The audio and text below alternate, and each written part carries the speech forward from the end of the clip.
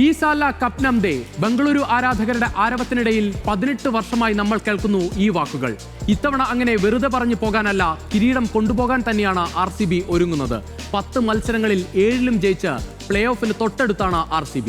ഇന്ന് ചെന്നൈ സൂപ്പർ കിങ്സിനോട് ജയിച്ചാൽ 1ാം സ്ഥാനം നേടുന്നതിനൊപ്പം അവസാന 4ലെ സ്ഥാനവും ഉറപ്പിക്കാം വിരാട് കോഹ്ലിക്കും കൂട്ടുകാർക്കും. താരനിരയാകെ ഫോമിലെങ്കിലും കിങ് കോഹ്ലിയുടെ ബാറ്റിംഗ് കരുത്താണ് RCBയുടെ ഇന്ധനം. നമുക്ക് ഈ സീസണിൽ വിരാട് കോഹ്ലിയുടെ പ്രകടനം ഒന്ന് പരിശോധിച്ചാൽ 10 മത്സരങ്ങളിൽ 6 അർദ്ധ സെഞ്ചുറി നേടി ഉജ്ജ്വല ഫോമിലാണ് മുൻ നായകൻ. അർദ്ധ സെഞ്ചുറികളുടെ കണക്കിൽ സീസണിൽ ഏറ്റവും മുന്നിൽ. ആകെ നേടിയത് 443 റൺസാണ്. 53 റൺസ് കൂടി നേടിയാൽ കരിയറിലെ മറ്റൊരു നാഴികക്കല്ല് കൂടി കോഹ്ലിയുടെ മുന്നിലുണ്ട്.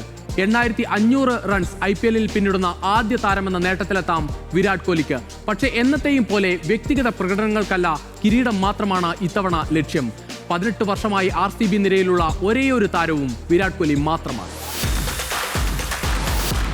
തുടർച്ചയായി 3 മത്സരങ്ങൾ ജയിച്ചാണ് RCB വരുന്നത്. പരിക്ക് കാരണം കഴിഞ്ഞ മത്സരത്തിൽ പുറത്തിരുന്ന ഫിൽ സാൾട്ട് ഇന്ന് തിരിച്ചെത്തിയേക്കും. ബാറ്റിംഗിലും ബൗളിംഗിലും രജത് പട്ടിദാറിന് ആശങ്ക ഏതുമില്ല. ചെന്നൈയെ 17 വർഷത്തെ ഇടവേളയ്ക്ക് ശേഷം ചെപ്പോക്കിൽ തോൽപ്പിച്ച ആത്മവിശ്വാസവും RCBക്ക് കരുത്ത്. ഇനി ചെന്നൈ നിരയിലേക്ക് വന്നാൽ ചെന്നൈ സൂപ്പർ കിങ്സ് ആശ്വാസ ജയം തേടിയാണ് ഇറങ്ങുന്നത്. IPL-ൽ നിന്ന് പുറത്തായി കഴിഞ്ഞു. ഇനി പ്ലേ ഓഫ് സ്വപ്നം കാണുന്ന വമ്പന്മാരെ ഞെട്ടിക്കാം ചെന്നൈക്ക്. മെഗാ താരലേലം മുതൽ ആരാധകരെ ഇത്തവണ നിരാശപ്പെടുത്തി ചെന്നൈ. പതിവ് പോലെ വയസ്സൻ പടയെ വൻ തുക നൽകി വാങ്ങിക്കൂട്ടിയെന്ന് മാത്രമല്ല, കയ്യിലുള്ള മികച്ച താരങ്ങളെ കൃത്യമായി ഉപയോഗിച്ചതുമില്ല ചെന്നൈ. മികച്ച ഒരു ബാറ്റിംഗ് ലൈനപ്പ് ഒരുക്കിയില്ല. ജയിക്കാവുന്ന മത്സരങ്ങൾ നശിപ്പിച്ചു. ബൗളിംഗ് പ്രകടനം ഈ IPL-ലെ മറ്റ് ടീമുകളെ അപേക്ഷിച്ച് മികച്ചത് തന്നെയായിരുന്നു. 10 മത്സരങ്ങളിൽ ഒരേയൊരു മത്സരത്തിൽ മാത്രമേ ചെന്നൈ ബൗളർമാർ 200-ന് മുകളിൽ സ്കോർ വഴങ്ങിയിട്ടുള്ളൂ. എന്നിട്ടും ബാറ്റർമാർ നിറം മങ്ങി നശിപ്പിച്ച മത്സരങ്ങൾ ഏറെ. മെഗാ താരലേലത്തിൽ 9,75,00,000 മുടക്കി ടീമിലെടുത്ത രവിചന്ദ്രൻ അശ്വിൻ ആകെ നിറമങ്ങി. 7 കളിയിൽ നേടിയത് 5 വിക്കറ്റ് മാത്രം. സ്ട്രൈക്ക് ബൗളറായിരുന്ന അശ്വിന്റെ കാലമൊക്കെ എന്നേ അവസാനിച്ചെന്നത് ചെന്നൈ മാനേജ്മെന്റ് മാത്രം മനസ്സിലാക്കിയില്ല. ബാറ്റിംഗിൽ നേടിയത് 12 റൺസ് മാത്രം. മികച്ച ഓൾറൗണ്ടർമാരുടെ അഭാവവും കയ്യിലുള്ളവരെ ഉപയോഗിക്കുന്നതിലെ പിഴവും ചെന്നൈക്ക് തിരിച്ചടിയായി.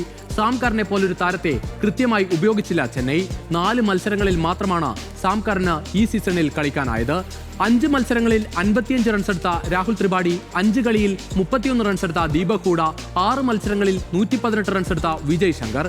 ഇങ്ങനെ മധ്യനിരയിൽ ടീമിന് മുതൽക്കൂട്ടാകുന്ന ആരും ഉണ്ടായില്ല. കുറ്റം മുഴുവൻ മഹേന്ദ്ര സിംഗ് ധോണിയിൽ ചാർത്തുമ്പോഴും ക്യാപ്റ്റൻ ഭേദപ്പെട്ട പ്രകടനം നടത്തിയെന്നതാണ് സത്യം. 10 കളിയിൽ 148 സ്ട്രൈക്ക് റേറ്റിൽ ധോണി നേടിയത് 151 റൺസ്. ഇനി നേർക്കുനേർ പോരാട്ടത്തിന്റെ കണക്ക് നോക്കാം. ചെന്നൈ സൂപ്പർ കിങ്സിനാണ് മുൻതൂക്കം. ആകെ മത്സരിച്ച 34 മത്സരത്തിൽ 21-ലും ജയിച്ചത് ചെന്നൈ. 12 മത്സരത്തിൽ RCBയും ജയിച്ചു. 1 മത്സരത്തിൽ ഫലമുണ്ടായില്ല. എന്നാൽ അവസാനം ഏറ്റുമുട്ടിയ ചെപ്പോക്കിലെ പോരിൽ 50 റൺസിനാണ് ചെന്നൈയെ RCB തകർത്തത്. ചെന്നൈ തകർച്ചയുടെ വക്കിലാണ്. ചരിത്രത്തിലെ ഏറ്റവും മോശം പ്രകടനമെന്ന നാണക്കേടിന് മുന്നിൽ. അത് മറികടക്കാൻ ആശ്വാസ ജയങ്ങൾ കൂടിയേ തീരൂ. ചെപ്പോക്കിലെ തോൽവിക്ക് ചിന്നസ്വാമിയിൽ കണക്ക് തീർക്കണം ധോണിക്കും സംഘത്തിനും. കാണാം ചിന്നസ്വാമിയിലെ സൂപ്പർ പോരാട്ടം.